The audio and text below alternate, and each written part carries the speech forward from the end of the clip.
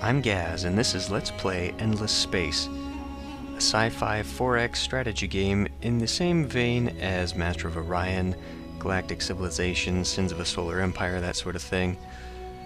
I have not really played this game in depth yet, it just came out, but I decided rather than spend time playing the game and then playing it again for a Let's Play, I'll just go ahead and do the Let's Play now, and we can learn it together.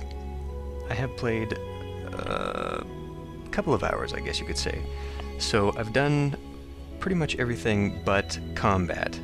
You know, I know research and the exploration, and I know sort of the good stuff to start out with.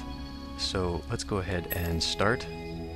Now, I will be going through the tutorial. I'll leave that on, and we'll just sort of go through it that way rather than me trying to explain a game I don't really know very well yet.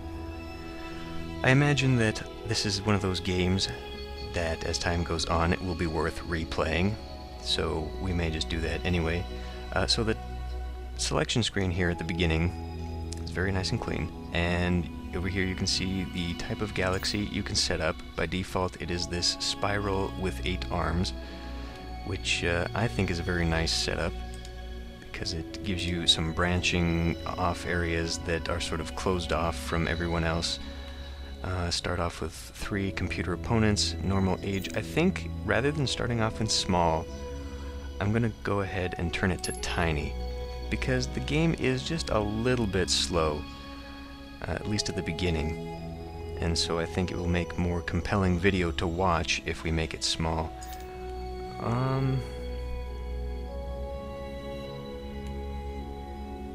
Now we'll keep the planet age normal. What is it we have here? Galaxy density.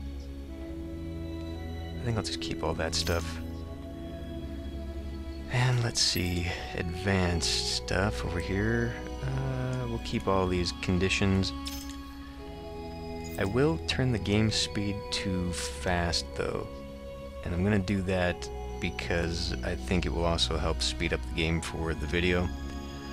But I did notice just on my test games and my learning games prior to this that there are penalties involved with a fast game, and I guess that's just to offset certain things. I just thought that going fast would kind of you know, just speed up production the same way it does in Civilization, but it actually does other things, I guess. Nonetheless, I will start out with fast, and to compensate I'm gonna go to easy. I should probably play on newbie, to be honest, because I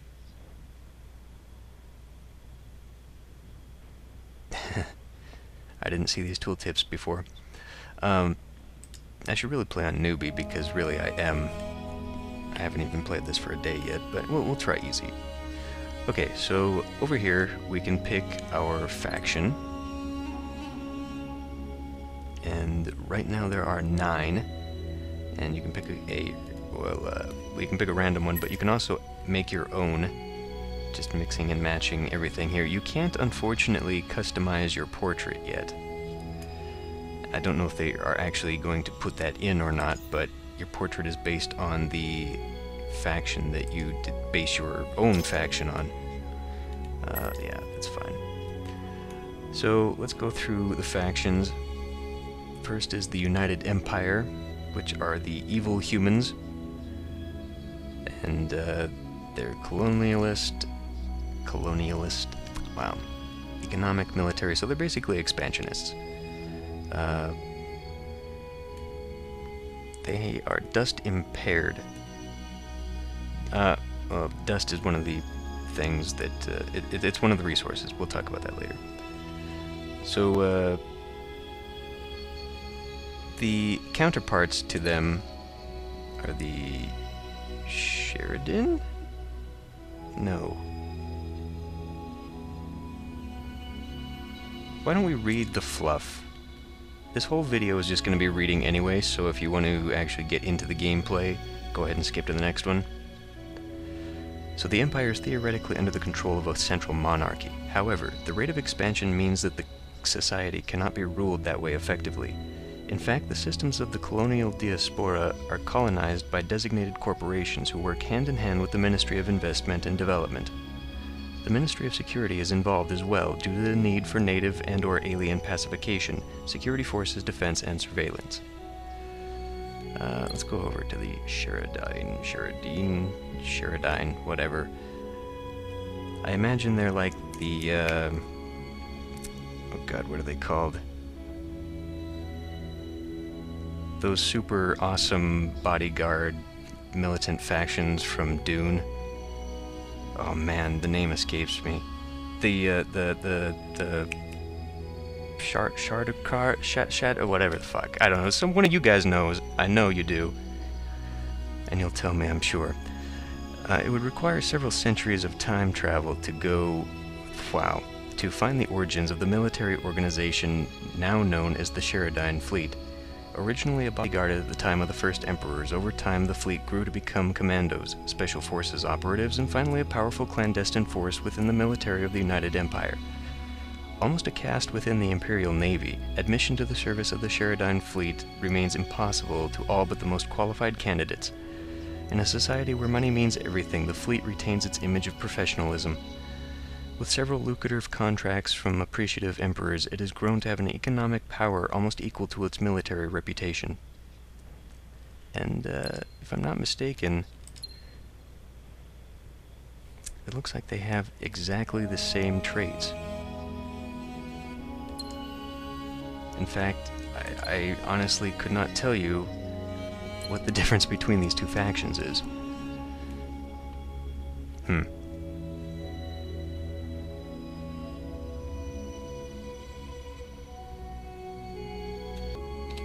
Moving on to the Sophons, which are the good faction. They are alien good faction. They are scientific, they are amazing scientists. So I imagine, yes they are, good grief, and they're feeble warriors and builders, so if you wanted to win a technological victory, this is the race for it. Curious, analytical, and inquisitive, the Sophons are a people who value knowledge overall. No theory or machine is so perfect that it can resist a bit of tinkering. Advances come both in great leaps and tiny increments. The Sophons travel the galaxy driven by a thirst to discover and understand. They therefore view war as nothing more than a distraction from the serious things in life. However, given their advanced technologies, they can become a surprisingly dangerous foe. They're very fast travelers, too. But they don't seem to be good at expansion. Okay, then we have the evil aliens, the Hisho. Conquest and glory is how they play. Military, and they generate low science, but they seem to be the ones you want for a military victory, good grief. The Hisho are a modern and civilized peoples descended from avian DNA. However, they are avian in the way that many species of dinosaur had avian characteristics. In fact, they are not unlike feathered pterodactyls. A race of highly competitive tribal warriors, their history is one of bloodshed, conquest, vengeance, and domination. While this has created very hardy, aggressive, and dangerous people, it has also slowed their advancement and limited their numbers. When they did reach the stars to find other peoples waiting for them, their reaction was to conquer and dominate. Their innate and learned sense of flight makes them superlative pilots. I'm not really sure how individual flight, transfers to spacecraft. Let's talk about the amoeba. They are good and diplomatic. And they also have a bit of military. So it looks like they are the go-to for diplomacy, obviously, but they could be a little bit expansionist, possibly. Economic, it looks like, actually. A highly evolved form of a lowly species, these colorful beings come from an ocean world. Evolving slowly over millions of years with plenty of time to philosophize, it is not surprising that the amoeba are diplomatic, cultural, and intellectual. Wise and urbane, they have an exceptionally high emotional intelligence and are unusually open to other alien intelligent species. Their goal is to travel, meet, and learn through their relatively defenseless natural form, though Their relatively defenseless natural form has bred into them the need to turn all situations to their advantage, and to be in control of their destiny. Though the amoeba do not feel that their nature is to dominate and conquer, they can be viewed as warriors whose weapons are diplomacy and trade. We did the Sheridan, yeah? Okay, the Cravers, who are evil from a desert world. They tend to consume worlds, I guess, is how they play. They've got big fleets, militarists. They can never be at peace. Okay, we'll have to watch out for these guys. Created by the Endless. The Endless are sort of the precursor race to everything in the galaxy, I guess you could say. Created by the Endless from an insectoid life form, the Cravers are in the purest sense hunter-gatherers and would never have evolved on their own the processes necessary to raise crops or domesticate animals. Their life cycle is based on consumption, and as such they are capable of digesting any form of plant or animal matter. Once their homeworld was consumed, they left to seek further nourishment. If they do not continue to expand, discover, and exploit new worlds, their society could literally eat itself to death. Feeding the hive is their all-consuming purpose. The notions of treaty, trade, and peace do not exist. So the Tyranids, basically. Or the Zerg. Horatio. Horatio. Click on that damn thing. Here we go. They are neutral. Main victory type, population or wonder, and they are just expansionists. What? They are anti-expansionist, but their gameplay is expansion? What? Anyway. Incredibly wealthy and only slightly less deranged, Horatio was an empire trillionaire who... Oh, this is a person. Interesting. Or a being. Q. Horatio was an empire trillionaire who left to discover his own star cluster. Finding a planet sprinkled with labs of ancient cloning technology left by the Endless, a boredom soon drove Horatio to create a race of allies, servants, and slaves who were every bit as gorgeous as the most beautiful person in the universe, Horatio. Once the planet was repopulated, Horatio the First had only to look up, regard the stars, and realize how much more beautiful they too would be if they were filled with Horatios. The rest, as they say, is history. Now that's really interesting. I've never seen something like that in one of these games. That's an interesting concept. Move on to these sowers, who are also neutral. And they are constructionists, dust recyclers, tolerant. Well, that's good. And they are slow travelers. The sowers are a machine race created by the virtual faction of the Endless. There are two factions to the Endless, the virtual and the concrete? I don't really know the difference between the two, I kind of forget. There isn't a whole lot of documentation I found. I actually had to look up the manual on Steam, and that seemed to go through a lot of the same tutorial stuff that's in this game. They took from their creators the mission to traverse the universe and make worlds livable and habitable for the arrival or return of the Endless. The sowers come, establish industries, create the basic infrastructure needed to make a wild planet habitable, and move on to the next one. The sowers are neither hostile nor friendly. They are simply continuing their programming. Any world they arrive on will be harvested and advanced materials will be developed. Any local populations or other peoples will be ignored, unless they get in the way or oppose the sowers' holy mission. And the pilgrims, who are the good humans. And this faction is actually the antithesis to the United Empire. Wasted space. Okay, so they've got limited space on their ships.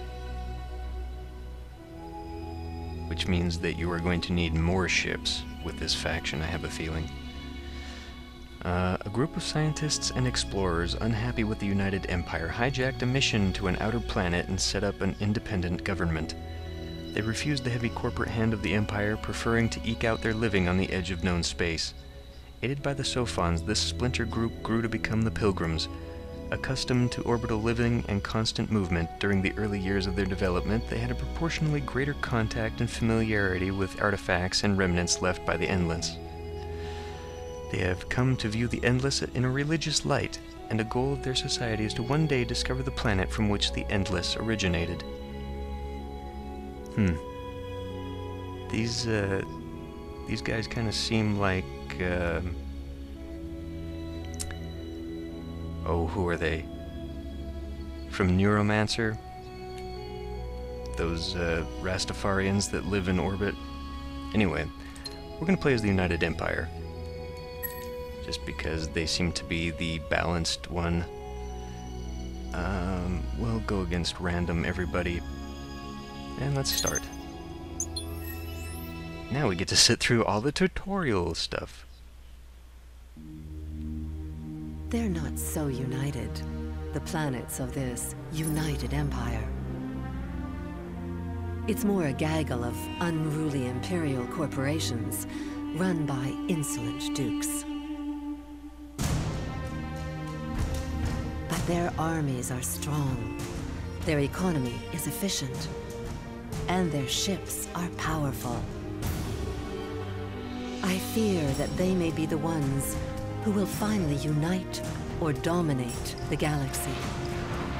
They'll turn it into a shrine to the gods of commerce, a profane church with Emperor Maximilian Zelivas as its high priest.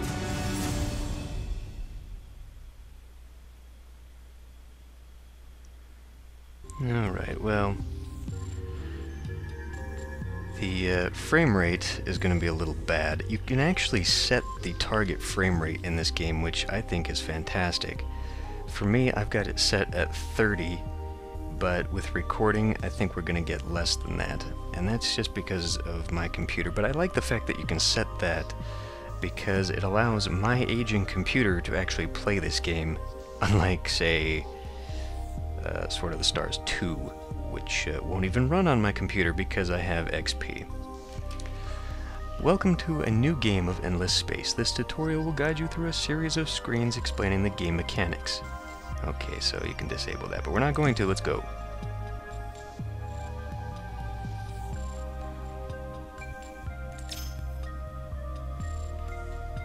This screen is an overview of the game galaxy. Your home system is centered on the screen. Oh, come on now. Control banner at the top gives you access to the different departments of your empire. We'll try and go through this a little bit quickly. You conquer the galaxy by colonizing star systems. Each star system holds up to 6 diverse planets. The dots over the star system indicate the number of the planets. Blue are ready to be colonized. White are colonizable. Are not ready to be colonized. Already colonized. White planets are colonizable, and red cannot be colonized yet. Stars are connected by cosmic strings, natural links which allow fast travel. Other more advanced means of traveling can be unlocked later. When an important event occurs, usually at the beginning of the turn, an icon appears. Okay, just like in Civ 5. Once you've completed all your actions, press the End Turn button in the lower right corner. Okay. So, we have 3 right now. Let's go ahead and check those out, and they're telling me about my heroes. Heroes can be attached to fleets or to planets and have various benefits. Look at this one right now. Okay. The Hero Inspection panel displays critical information about a hero. We see the overall power defined by their level, which is the same for both classes. Each hero has 2 classes. Okay, yeah, down there. Which determine their abilities to perform certain missions. The upkeep cost of the hero needs to be paid each turn. Hero attributes determine the bonus they bring to the system or fleet. When a hero has gained enough experience, they gain a new level and unlock an ability. As long as you have ability points, you can get new ones. The area summarizes all the bonuses. Okay, so let's look at Bromag Bastion V71. Nicknamed Mastermind due to its dust-enhanced abilities, dust being the major resource of this game. It's kind of like spice, I guess. Bastion became famous for organizing the building of railroad through quicksand during a hurricane with only scrap metal and vines as raw materials. It was completed ahead of schedule. Well, good. This is probably the first hero we will want. He is a commander, which means he gives bonus to fleets in battle, and he's an administrator, which is good for faster construction and food production. So basically, this is going to be a good first hero because he will be versatile, or it will be versatile. So we don't really have that much. It's only 12% increase to damage. Very low defense for a star system, very low for military power. And it only gives a little bit. You look at the stats here, he's only got about average stats on labor, offense, and defense. So he's actually not very good at anything, but the fact that he's able to go for both space and planets will make him valuable.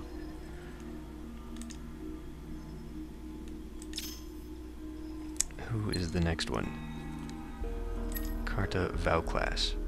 Now, we can't actually afford any of these guys yet, so we'll have to watch for that in a bit. For a number of reasons, Val Class is known as Vice President of Winter. His icy blue eyes and his whispered, breathy speech pattern are obvious. Only those who have worked closely with him realize that the nickname is also due to his pitiless analytical decision-making that gives no weight to sentiment, loyalty, or intuition. So he's a commander, good for fleets. He's also an adventurer, meaning he's good for spying, killing, sneaking, and stealing. He's got a very high defense. So I guess we could put him aboard a defensive fleet. Unless someone better comes along. Let's just click the dismiss here to get rid of those. And the third one is, holy crap, Orhanmah Amirmoaz. Famous for her objective analysis of fact and data, she has been known to measure ingredients to the microgram when cooking for pleasure. Her area of specialty is complex systems and n-dimensional equations. Friendly as a general rule, but too precise to be warm. Amir Moez has a temper and has studied enough martial arts to be effective when she loses it. She's an administrator and a corporate. Okay, corporate gives her increased bonuses for science dust, luxury, and strategic resources, so she would actually be a better hero to take early on because she gives very nice bonuses for production of everything. So she will be the first one I want. Okay, let's go over all the tutorial stuff of our menu stuff up here. So first, let's look at the Empire Management screen. This screen gives you an overview of the Empire. This is your dust treasury, as well as projected income and loss for the next turn. Here's your Empire's approval rating. When you mouse over it, you can see what is affecting that. The more content your citizens are, the more they will produce and research, and the faster your population will grow. Increasing your tax rate increases your dust production, but it reduces approval, and vice versa. List of the star systems can be sorted in different ways. Clicking on the appropriate cell allows you to manage a planet's population, assign heroes, change production, blah blah blah. You can also ask the AI to handle one of your systems. And this is a quick overview of the bonuses and malices that affect your empire. So we can see right here I'm getting a -1 food consumption because of that speed factor, that fast thing that I added in. We're also getting ship cost increases, 50% increase because of that speed. We're also getting expansion disapproval because of the game difficulty being easy, and overpopulation disapproval. That's a new one. I didn't see that one before. So basically what that means is that the more we expand, the less happy people are going to be to a factor of 4.5. Right now, though, we don't have any problem with that, which is good. Okay, next let's look at research, and we'll go ahead and set one up. This screen allows you to research technologies. You've got exploration and expansion, allowing you to navigate faster and further, unlock new spaceship hulls, colonize, and planet improvements. You've got applied sciences, which are good for improving economy and science. Diplomacy and trade helps you in agriculture, diplomacy, and finance. And galactic warfare unlocks new combat modules to outfit your ships and makes ships more efficient in combat.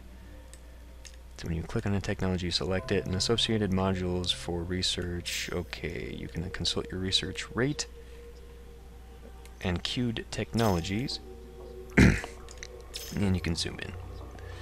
When you zoom in, you can see the details of your research option. Each technology has a research cost, which is converted into the number of turns it takes to research. Technology completed is in blue. It unlocks improvements of various kinds, which are down here along the bottom.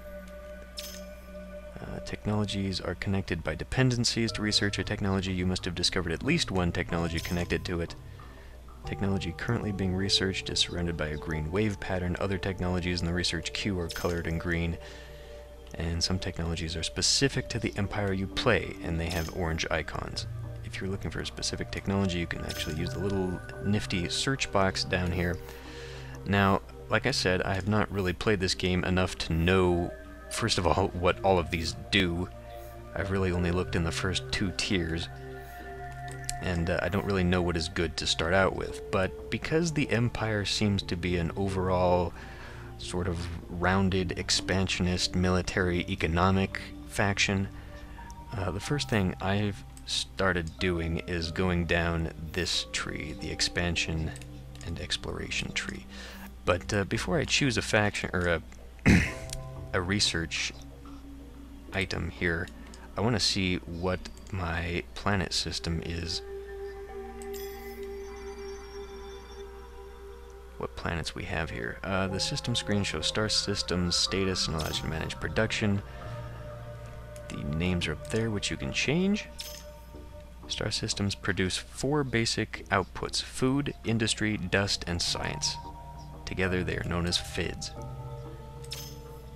Star systems population increase when there is sufficient food output. The more population, the more FIDs it will generate. The star system's approval represents how happy people are, and this also affects FID's output. Star systems contain up to 6 planets of various types. They require various technologies to unlock ones that cannot be currently colonized.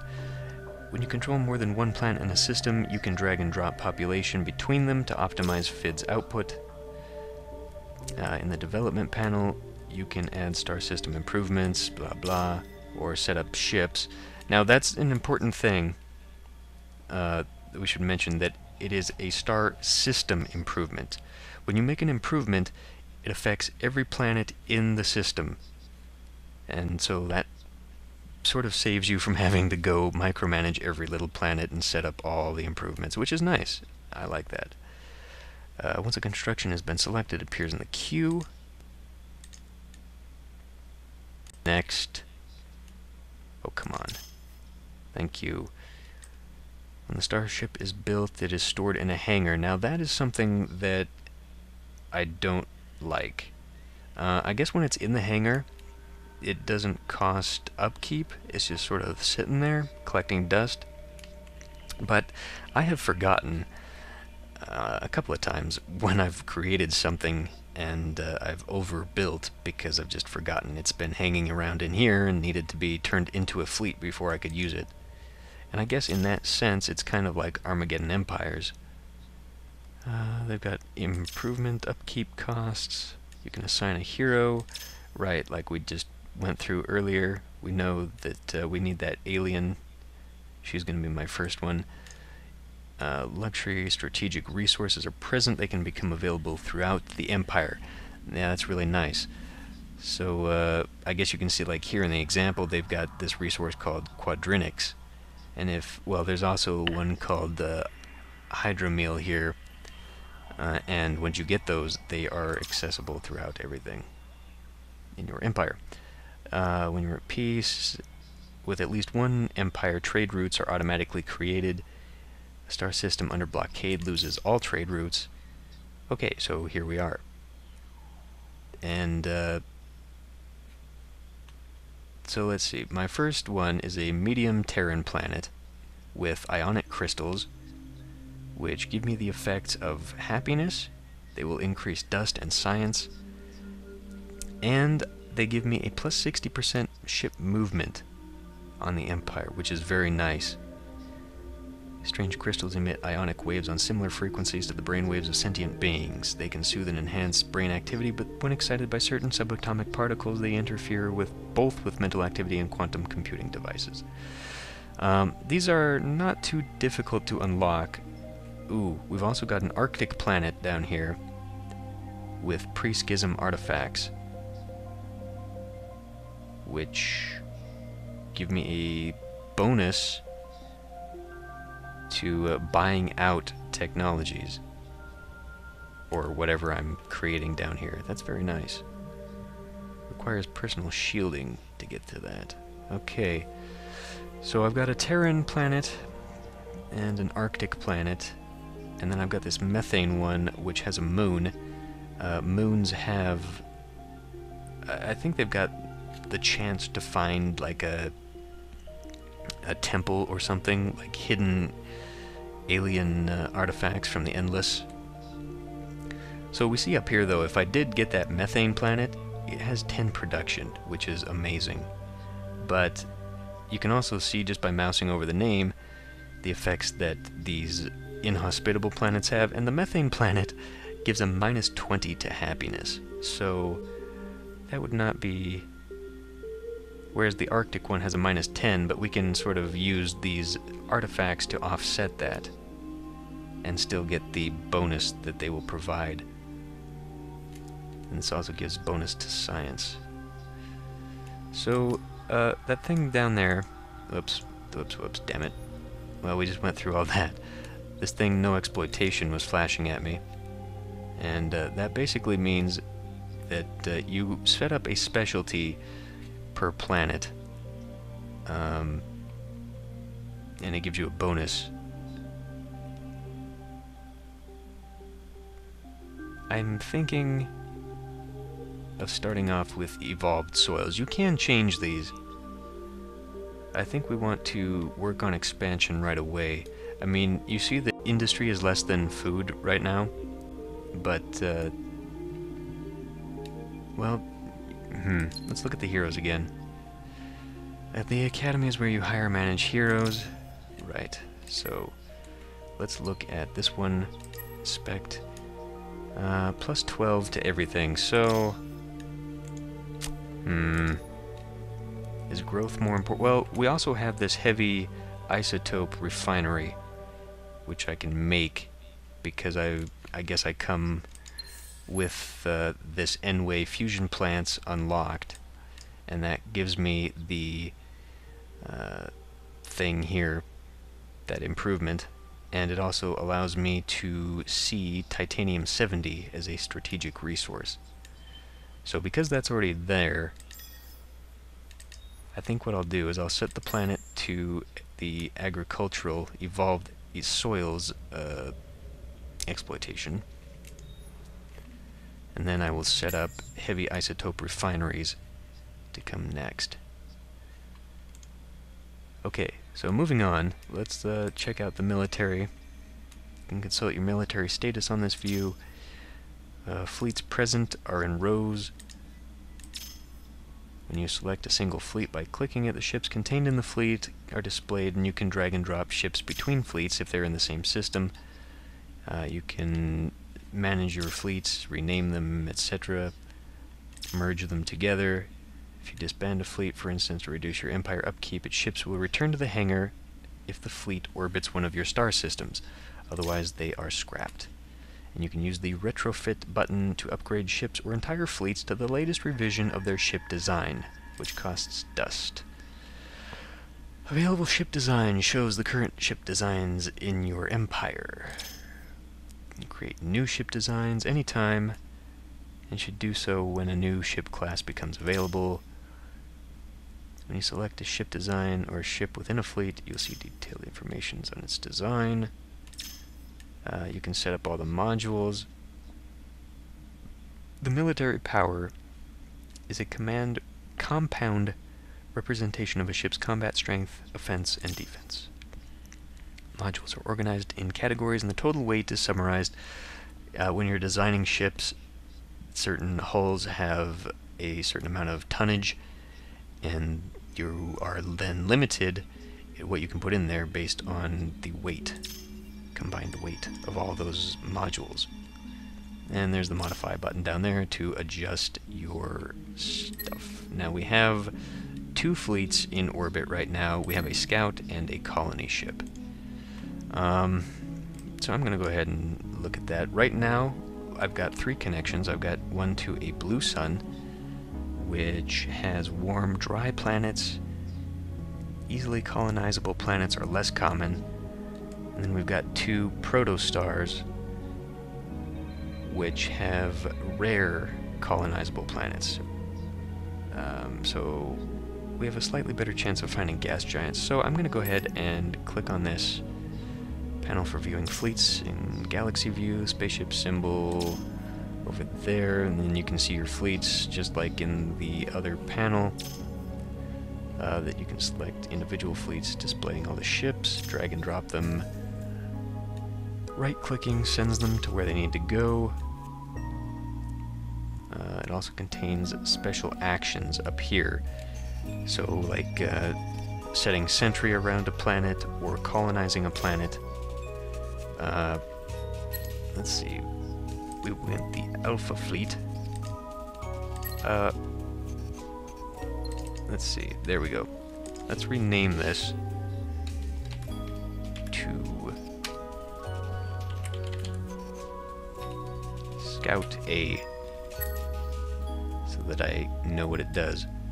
And I'll send that off to this. Now, we can look here at the galaxy, and it is a spiral galaxy, and planets along the, planets along the outside, along the outer rim, are probably going to be isolated. So this one will only be connected to the Alpha system, whereas the one here in the center of the galaxy will have more connections all around it. So sending the scout out here,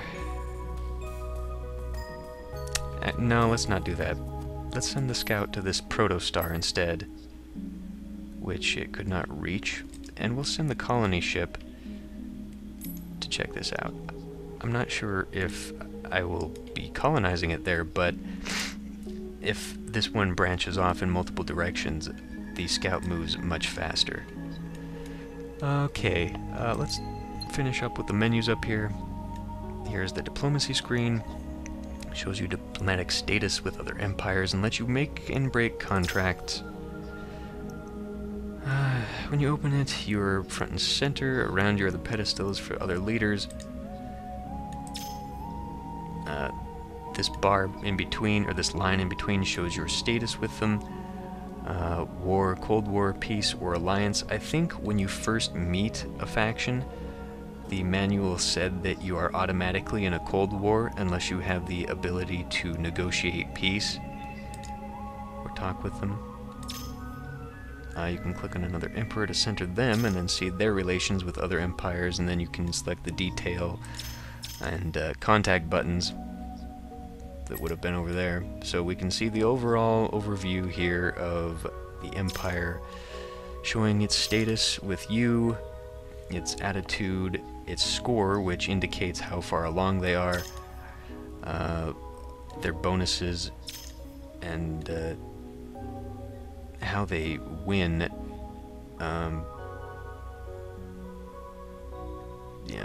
This part summarizes your deals that you currently have, and here is the penalty you will get if you cancel a deal. So keep an eye on that. Right now I have a score of 31.7. I have a feeling that's not very good.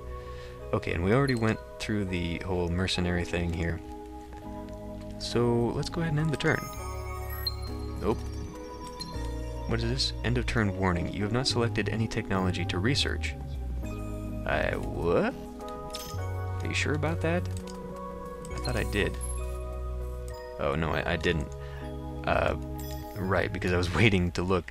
I'm gonna go towards this Arctic, I think. Well, no, wait a minute, because we have ionic crystals, which requires containment fields. Well, we're not actually going to be able to get those for a while, because containment fields are down here. It would take us 43 turns to get there. But, let's see. If we can get this Arctic one, it would also unlock this one, this total hull integrity, which has the effect of unlocking space travel between wormholes. Wormholes, yes. Anyway, so you saw all those lines between the planets. Sometimes you will come up against lines that are kind of wavy, and you cannot travel between those by normal means. So you need something like the ability to travel through wormholes. Also, going this way to compact fusion reactors will unlock advanced magnetic drives, which gives me a +2 movement in my empire. So this one is actually a very nice one to have early on. What was that other planet? A methane planet. Well, let's see. See, now, if I actually had gotten to another planet, I'd be able to unlock that. Maybe I want to unlock xenology first, because this gives me some bonuses to my dust. And then after that I could choose another one. Or we can go with isolation shields, which unlocks public-private partnerships, which increases my science. This is an improvement that will cost me money, just like this one, to upkeep it. But that might be nice.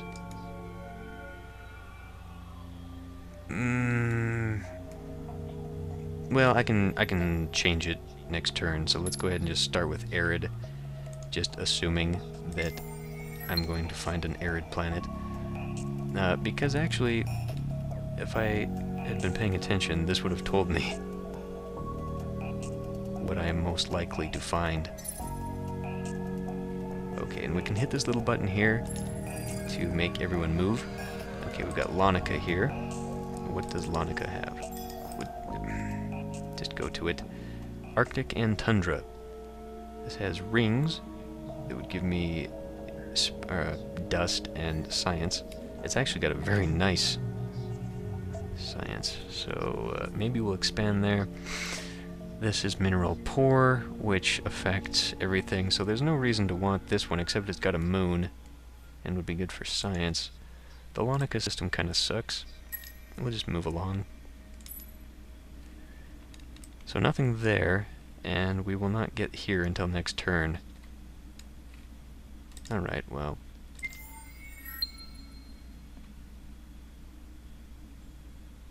Oh, I now have enough spice. Damn it, dust. I now have enough dust to get my first hero attached to that planet. Okay, so there's the central hub that's connected. And it looks like it's probably the central hub for the entire galaxy. So, if I could control this, that would be really nice. It's got a barren one with polar tempests, got a tundra with ancient artifacts, a medium barren one with this meta-intactogen, wow, which gives me increases to defense. But man, it's got like no resources. This one, on the other hand, is pretty good. We got a desert one here, a huge barren one. This has got Kessler syndrome, which has negative effects. Geothermic activity. Man, this is inhospitable for sure. but it's got that nice resource. Okay, so yeah, here. This wispy thing. I cannot travel to this system until I develop some technology to travel that way. So let's go to the yellow sun. Ooh. High probability of finding planets that require minimal research to colonize. This is probably a very good system. Let's see. We got Jaya here. It's got hydromeal, which increases my food production quite a bit. What does that say? Aid there travels across the galaxy. The Endless seeded many planets with hydromeal, a machine organic mix that builds nutrients from any form of soil or rock and converts them into indescribably delicious blobs of grape-sized fruit. That look like peppers, I guess. Okay, this is tundra. And this is arid. This one might actually be better to start out with. It's got an irradiated methane giant here. Negative 20 happiness on this planet. Probably because it smells and it's irradiated, but it's got 10 production. Well, because I've got my colony here.